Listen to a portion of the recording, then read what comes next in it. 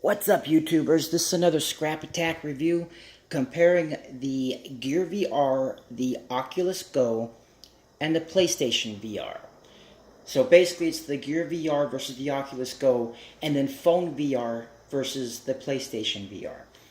And this review will not be like others you've seen because my opinion, based on what I've seen from other people, is a little different. Anyways, this is not a professional review.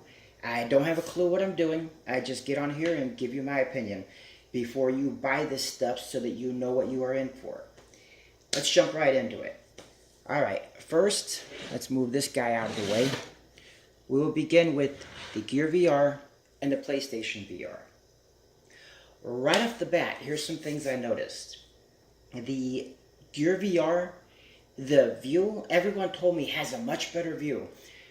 Well, I got it, and I didn't just go by my opinion. I had a bunch of people try it because these were all salesmen that told me that. It has kind of a milky view. It's not bad, but the focus is not quite as clear. Here's the upside of that. I have a lot of friends who on the Gear VR said it was too blurry because they wore glasses or whatever. The Oculus Go is going to be more for the masses. It doesn't get quite as sharp on the imagery, but there's going to be a whole lot more people able to see it clearly or clear enough. The Gear VR, just my personal experience, when I turn the wheel all the way, it becomes crystal clear. The Oculus Go, a little bit of a milky view. That being said, a good point for the Oculus Go, the motion controller tracks 100 times better. I think once in all the time I've used it, the tracking got off a little bit. The rest of the time, it has been right on. So there's a plus for the Oculus Go. Gear VR, Oculus Go. The Oculus Go is about the same weight on the front end with the screen that they use as the Gear VR when it has the phone. So there's not much difference there. Here's my pet peeve about the Oculus Go. The Oculus Go, Oculus leaves out a bunch of apps on there that are available on the Gear VR. For example, Fusion Wars. Fusion Wars is available on the Oculus Go. If you've ever played Battlezone, Battlezone is Fusion Wars. Fusion Wars is Battlezone. They're almost an exact copy. There's slight differences, but it's the same game. Not available on the Oculus Go because Oculus wants you to go out and spend a whole bunch of money to get the more advanced systems like the Rift where you can find stuff like that. So, and I found like 4 or 5 others that I can't recall right now, but there's a bunch of stuff available on the Gear VR that you cannot find on the Oculus Go. Gear VR, you can download your own movies. Oculus Go, you can a little bit more in depth. Pardon me. Just be aware of that. Gear VR, I've been able to get some apps from other platforms to work. Oculus Go, you're not going to get it to work.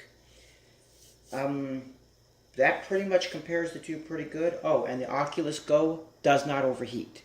Oculus Go also tracks a little bit better as far as when you're doing online gameplay, such as in Dead and Buried. Oculus Go will respond more effectively on that than the Gear VR will. So that's my little comparison on the Oculus Go Gear VR.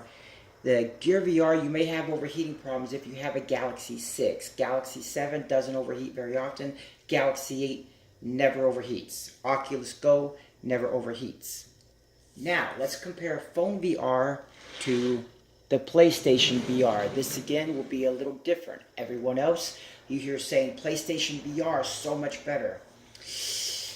Well, mine will be kind of like that and kind of not. Because here's the thing. Graphics on PlayStation VR, whole lot better. Having the motion wands gives you great feel.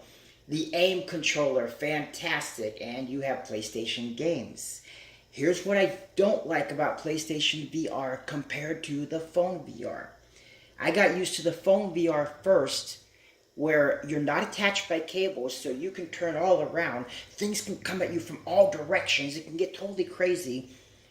The PlayStation VR, the visor has to be attached by the cord. Here's what this means. you don't have the option of moving all over. You don't have the option of things coming from behind you because the game writers don't want you to get tangled up in the cord, wind up breaking the cord, breaking other equipment, falling, breaking yourself. So you're kind of limited on that. Your gameplay is going to be directed mostly to the front. There's a game that I've done on the PlayStation VR called Creed, Rise to Glory. And it's a really cool game. You're using the motion wands, you're boxing, you're hitting the person.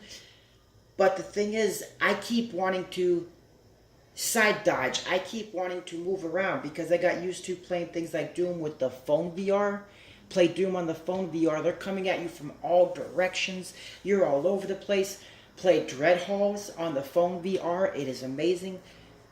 Then you go to the PlayStation VR where you are bound by a cable, and it gets in the way of the immersion. So while there's a whole lot of pluses to the PlayStation VR, the viewer is more comfortable. You're more secluded in what you see in the view. The gear. Oh, by the way, on the PlayStation VR, when you plug in the earphones, the sound quality is not that good. The earphones are very soft. It may be that I got a faulty one of that one. I don't know, but that's just my little putting in my 2 cents on that. Because I did the phone VR first, I noticed right off the bat with the cord that I felt bound. It gets in the way of the immersion. I suppose if you do this one first and then the phone VR, you might have opposite opinion. But anyways, that's me rattling on for 5 minutes. That's what I have found. You guys watch this video, let me know if there's something you agree on, disagree on. Please let me know. That's your Scrap Attack review. I am definitely not a professional.